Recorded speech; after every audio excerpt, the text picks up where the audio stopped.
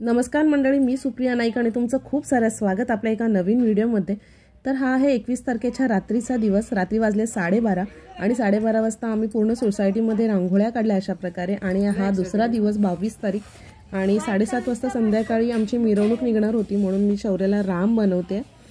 तर हा बघा, इथे मस्त आमचा राम तयार झाला, श्रीराम तयार झालेले आहेत। आणि बघा इथे आम्ही नंतर सोसायटीच्या खाली सगळे जमलो आहेत आणि इथे सोसायटीतली सर्व माणसं इथे खाली उतरलेली आहेत। ही आहे आमची सीता, हिचं नाव आहे पालवी आणि आमचा हनुमान सुद्धा आहे।